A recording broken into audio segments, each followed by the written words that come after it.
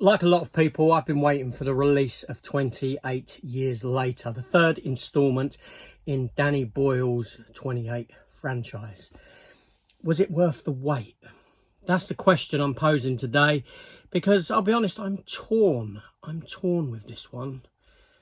Let's talk about it. So it's been about 23 years, I believe, or 22 years since the last 28 movie, which was 28 Weeks Later, that followed 28 Days Later. Both films that I've not seen for a long, long time. But here we are with 28 Years Later. They could have waited a few more years to actually hit that number before releasing it. But there we go. The film comes at us again, directed by Danny Boyle and written by Alex Garland. Like I said, I'm torn with this film. I don't know where to sit on it, honestly, and I'm hoping that talking about it here will help me decide. I'll try and keep this as spoiler-free as possible, okay? So the film, obviously, it's set sometime later, 28 years later. The film seems to backpedal on the events of one of the last ones, where seemingly the infection had spread to France, the rage infection, because it is just the UK that is quarantined. That's the only quarantine zone. And you've got battleships and things like that look after the border of it, so to speak. If anyone steps foot on the UK mainland and the UK Isles, they don't get off. They're there to stay. Now, we're introduced to a small community of people that live off of the coast of Scotland on this small island that is kind of protected by a causeway. There's a causeway that is the only way on and off of the island by foot, and it's only accessible at low tide. So we're introduced to three primary characters at this point.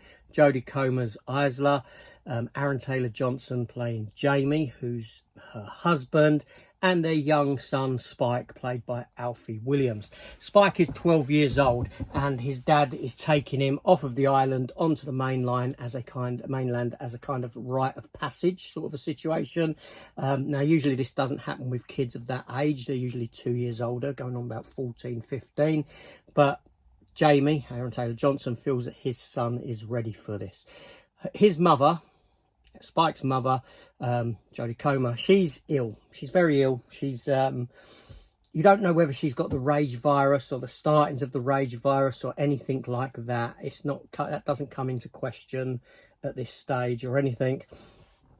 Anyway, so they head off of the island. They do what they have to do over there. The young boy kind of bricks it a bit, if you know what I mean. Bit scared. They come back and he's praised as being this heroic lad, which isn't true, and he sees some goings on with his dad that he's not too keen on, and this gets him to leave the island with his mother, because he's seen over there that there's a fire burning, and there's this talk of this doctor being over there that used to be part of this community that left some 15 years prior or something stupid like that, or 30 years prior. I don't know how long it's been a long time since he left anyway. And the boy goes in search of him with his mother to try and find a cure for what's wrong with her. So the film kind of splits in the middle. You know, you've got the first half of the film that focuses around Aaron Taylor-Johnson and his relationship with his son, and then it kind of cuts away from that at the halfway point when the son leaves the island with the mother. Then it's all up to them, and this is where you get introduced to some other characters, like this foreign guy who's military people that have come onto the island whose boat has sank, and they've had to come on for rescue, and you're also introduced to Ralph Fiennes' Dr. Kelso. And this, for me, is where the film started to get an uplift. But you're about 25 minutes from the end of the film at this point where he's introduced.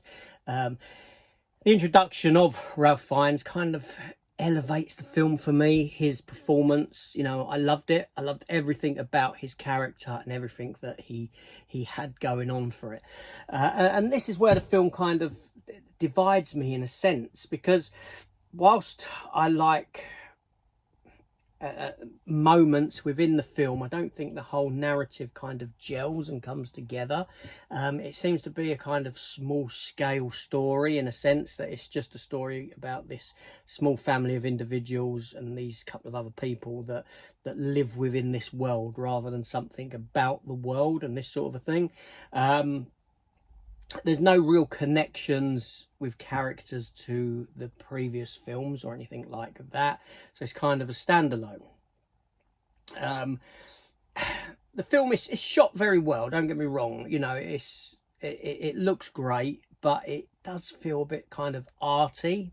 I've gone for this kind of arty kind of vibe for it in moments that didn't particularly like. There's blood that's clearly CGI generated when arrows are going into the people with the rage infection. I'm not going to call them zombies, they're not zombies, they're with the rage infection. But the film does kind of progress the kind of the people with the rage infection, in that we find out that there's one that's pregnant. There's, you know, and this is kind of hinted at the beginning of the film, that there are that these people that are infected are still giving birth to children that are not necessarily infected with the rage virus, and it goes a bit further into that later on in the film. And I kind of like that element of it, but I kind of saw that element of it coming as well, this kind of, you know, progression of these people with this virus. I don't want to say the progression of, keep wanting to say zombies, but do you know what I mean? Essentially they are. And that was kind of very formulaic for this kind of a film, and there's that as well. Like I said, it's shot very nicely. There's some great ideas within there, but there's other things surrounding it that I didn't particularly like. It's kind of like having a bowl of soup and you're not too keen on the soup, but you love certain things that are within the soup, if that makes sense. Do you know what I mean? Or having a casserole and you're not a fan of casserole, but you love big chunky bits of carrot. It's kind of that sort of a situation with this film. It is kind of strange. Now, the film's ending is a kind of bone of contention for me, because I don't know if it's just stepping into the world of parody. And at this point, I am going to spoil it, so switch off now. Right now, at the end of the film, the young boy played by Alfie Williams, Spike, he's decided to not go back to his community, stay on the island, on the mainland, to explore it, so to speak. He's kind of become proficient in killing and this sort of thing we've seen. But at the end, his life is saved by these tracksuit wearing, blonde haired,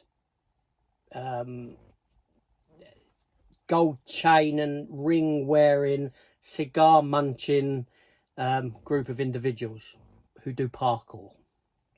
They're not cigar munching, but I put that in there. And the main guy there, his name is Jimmy Savile. His name ain't Savile, but they're like this cult of people that see Jimmy Savile as a kind of god, because they look like Jimmy Savile. You know, now then, you know, the geezer was a nonce. He was a paedophile. That's a bit of a weird thing for this. Now, the Jimmy boy at the end, I know, is introduced at the very beginning of the film in a flashback situation kind of scene with Teletubbies playing and all this sort of thing. So I'm aware of that. But I just like, where's this going? Where's this going? I know there's talk of a sequel or a trilogy or something like that coming. And we'll explore this side of it. Not unless is this a group of nonces?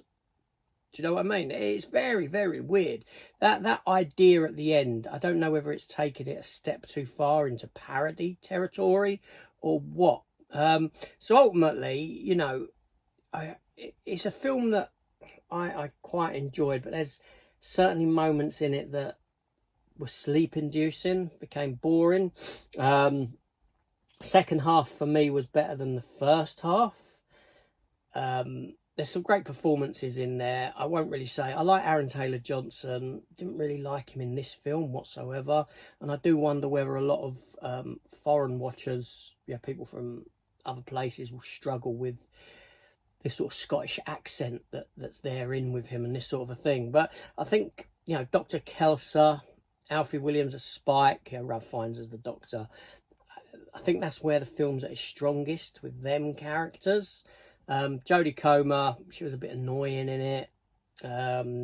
Yeah, I'm torn.